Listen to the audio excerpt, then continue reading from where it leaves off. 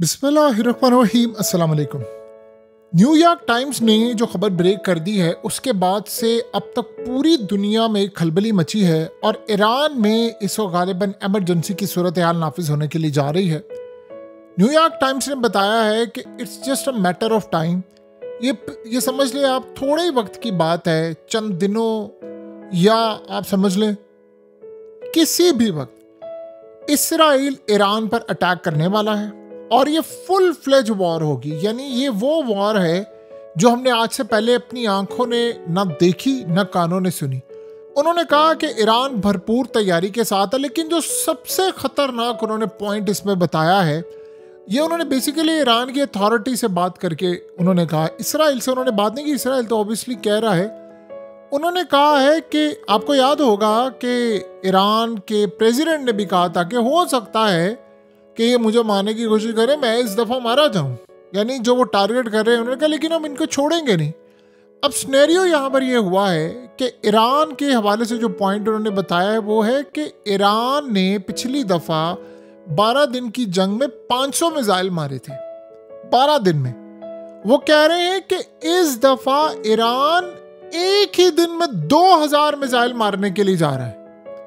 उनकी स्ट्रेटजी ये है कि हम इसराइल के डिफेंस सिस्टम, इसराइल के तमाम सिस्टम को न्यूक्लियर समेत उड़ा दें, हमेशा हमेशा के लिए उड़ा दें, क्योंकि ये वो जो जंग होने के लिए जा रही है उसमें कोई एक मुल्क सलामत रहना है। यानी ये वो वाली जंग है, ये आर या पार वाली जंग होने जा रही है। फाइनल फैसला है इसमें, या इन्होंने रहना है या इन्होंने रहना है। ये इस तरह की जंग होने के लिए जा रही है।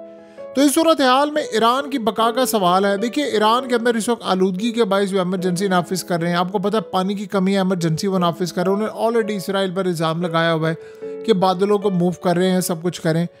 ये जो असल में इस वक्त लड़ाई होने के लिए जा रही है, उसमें ईरान की अथॉरिटीज़ ने कहा है कि सबसे ख़तरनाक मामला इस वक्त ये पैदा हुआ है, जो सबसे अहम सूरत हाल है वो ये है कि 2000 मिसाइल वो मारेंगे और 24/7 इस वक्त उनकी फैक्ट्रीज काम कर रही हैं।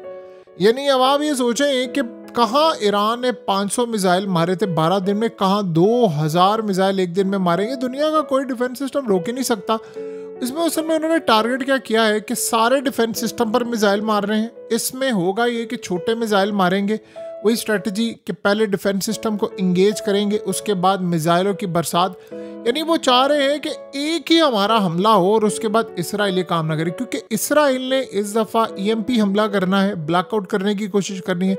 आयतुल्ला को तो उन्होंने किसी सूरत नहीं छोड़ना, ईरान के प्रेसिडेंट को उन्होंने मारना है, उन्होंने आयतुल्ला को मारना है और उन्होंने रिजीम चेंज ऑपरेशन करना है। हर सूरत जो पिछली दफ़ा उन्होंने नहीं किया इस दफ़ा करना। अब ये जो 2000 मिसाइल मारने की जो सूरत हाल है, आपको पता है ये किसने दी है?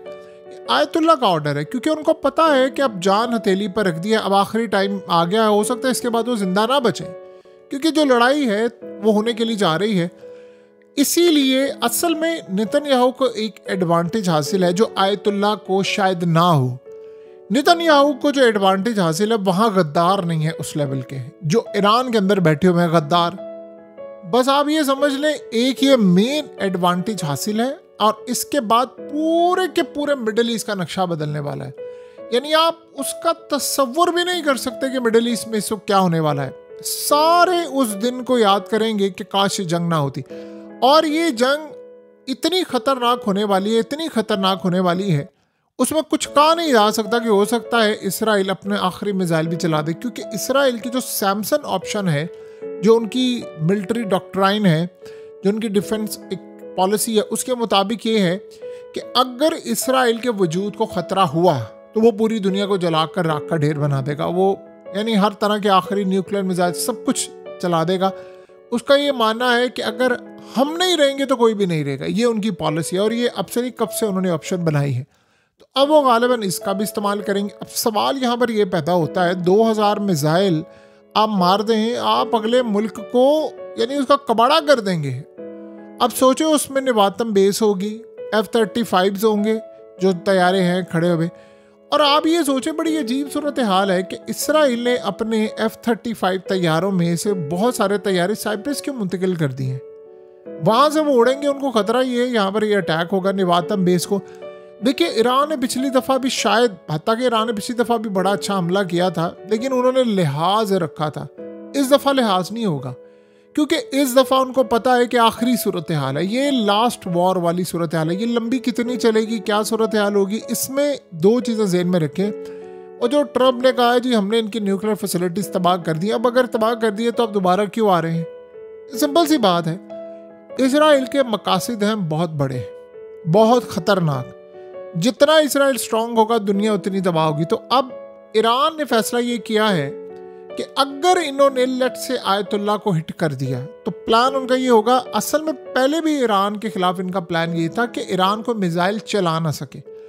इस दफ़ा गालिबन आप जो मर्जी कहें, चाहे वो चाइना और रशिया हो, रशिया ने काफ़ी हद तक जो ईरान का डैमेज हुआ था उसको पूरा किया है, उसको रिपेयर उन्होंने किया है। और इस दफ़ा वो पहले से तैयार बैठे हुए हैं कि ये जो टेक्नोलॉजी इस्तेमाल कर सकते हैं। अब ये कहेंगे कि क्या इसराइल ने पिछली दफ़ा जो टेक्नोलॉजी इस्तेमाल की वो मैक्सिमम थी? देखिए, इसराइल ने टेक्नोलॉजी जो इस्तेमाल की वो मैक्सिमम थी, लेकिन इसका ये मतलब नहीं है कि वो मज़ीद टेक्नोलॉजी इस्तेमाल नहीं कर सकते। ट्रम्प ने क्या कहा?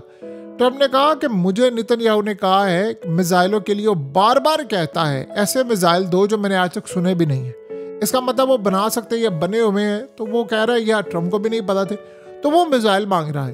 तो इस सूरत हाल में देखिए, ईरान के अंदर इस वक्त जाहिर सी बात है पैनिक की सूरत हाल है, इसराइल में भी पैनिक की सूरत हाल है। ईरान इस वक्त परेशान है, उनकी इकॉनमी बहुत ज़्यादा तबाह है, करेंसी उनकी डीवैल्यू हो रही है, पानी का वहाँ पर इशू बहुत ज़्यादा पड़ा हुआ है, वहाँ पर आलूदगी एकदम आ गई है, बहुत ज़्यादा हालात ख़राब हैं वहाँ पर।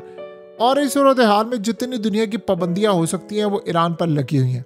इस दौरान जब भी रजीम चेंज ऑपरेशन होता है उसमें एक चीज़ मेक श्योर की जाती है कि आप टॉप की लीडरशिप को मारकर अपनी ही लीडरशिप एक उठा लें और अवाम को ले आए सड़कों पर। पिछली दफ़ा का मामला ये था कि आयतुल्ला बच गए थे, ये ज़हन में रखिएगा। इसराइल ये बात नहीं भूलेगा, आयतुल्ला भी बचे थे। और ईरान की कौम को ये बात अच्छी तरह पता है, जो मर्जी कर लें कि इन्होंने नहीं छोड़ना। अगर हम यहाँ पर पिछली दफ़ा वो क्यों रजीम चेंज ऑपरेशन का हिस्सा नहीं बने, क्योंकि उन्होंने देखा है शाम की सूरत हाल क्या है, इराक की सूरत हाल क्या है। उनको पता है कि अगर ये हम चले गए ऐसे तो तबाही हो जाएगी। बहरहाल ईरान इस वक्त भरपूर तैयार है और वो हर वो मिसाइल इस्तेमाल करना चाहेगा जो मिसाइल उन्होंने आज से पहले इस्तेमाल नहीं किए। इसीलिए तो ये मौजूदा सूरत हाल में अब न्यूयॉर्क टाइम्स ने बात कही है कि 2000 मिसाइल, ये बहुत बड़ा फिगर होता है।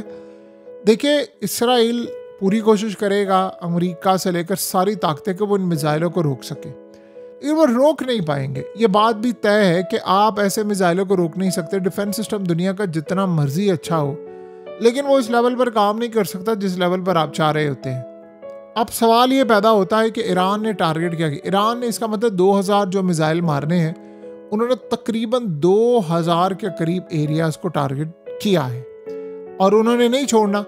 इसराइल की पूरी कोशिश होगी कि जब हम अटैक करें तो ये ईरान इस काबिल ही ना हो कि मिसाइल चला सके। ये बात आप ज़हन में रखिएगा, ये जंग यहाँ नहीं रुकेगी। एक दफ़ा ये जंग छिड़ गई, ये फैल गई, ये पूरे रीजन में फैलेगी। बस पहला जो इसराइल का हमला है, उस हमले को अगर ईरान रोकने में कामयाब हुआ या ईरान इस लेवल पर आ गया कि वो हमला जो करेंगे उसमें काफ़ी नुकसान अगर लेट से हो भी जाता है, तो उसमें मेन लीडरशिप सलामत रहे। क्योंकि प्लान इस दफ़ा ये है कि आयतुल्ला को टारगेट करना मेन, और ईरान के प्रेसिडेंट को करना, ये उनका मेन टारगेट है। अब ये ना सूरत हाल हो कहीं खुदा ना खासा कि ये उनको टारगेट करे और जिस लीडरशिप के अंडर मिसाइल चलने हैं उसको भी कंप्रोमाइज़ कर ले, क्योंकि ईरान में गद्दारों की जो लिस्ट है वो बड़ी लंबी है। तो ये जो सूरत हाल इस वक्त सामने आ रही है, जो पैदा हो रही है, वो काफ़ी हद तक असल में ख़राब है। तो अब आने वाले वक्त में अगर हम ऐसी सूरत हाल का जायज़ा लें तो ये आप बताएं, ये जंग इतनी ख़तरनाक होगी, इतनी ख़तरनाक होगी कि शायद हमारी ना आंखों ने ये जंग देखी है, ना कानों ने सुनी है, ना हमारे वहमो गुमान में होगा, इतनी तबाही है। सो इस दफ़ा इसराइल भी तैयारी करके आया होगा, लेकिन मसला ये है कि इसराइल के पास रोकने के लिए कुछ नहीं है, कोई सिस्टम नहीं है। इसराइल क्यों बार बार चाह रहा है? एक टाइम असल में रखा हुआ है जो इसराइल समझता है कि अगर इस टाइम पर हमने ये तबाही ना की तो हमारे साथ तबाही हो जाएगी। सो वो पूरी तरह तैयारी करके बैठे हुए हैं। आने वाले वक्त में आपको ईरान के हवाले से जो भी मामला नज़र आएंगे उसमें काफ़ी हद तक बगावत के उनसर भी नज़र आएंगे। जो आयतुल्लाह के ख़िलाफ़ और बहुत सारी चीज़ों के ख़िलाफ़। ऐसा लग रहा है कि ईरान और इसराइल की जो जंग है ये बड़ी फैसला कुन होने जा रही है, क्योंकि अगर ईरान ने इसराइल की इतनी तबाही कर दी 2000 मिसाइलों से, तो हो सकता है इसराइल अपना वजूद बरकरार न रखे। इसराइल के वजूद को कायम रखने के लिए अमेरिका को और यूरोप को पूरी दुनिया को राख का ढेर बनाना पड़े, वो बना देंगे, ये याद रखिएगा। वो ये ईरान को इजाज़त नहीं देंगे। लेकिन ये जंग खाली ईरान की नहीं है, ये रशिया और चाइना की भी है, और देखना ये है वो कैसे इनको बैक करते हैं।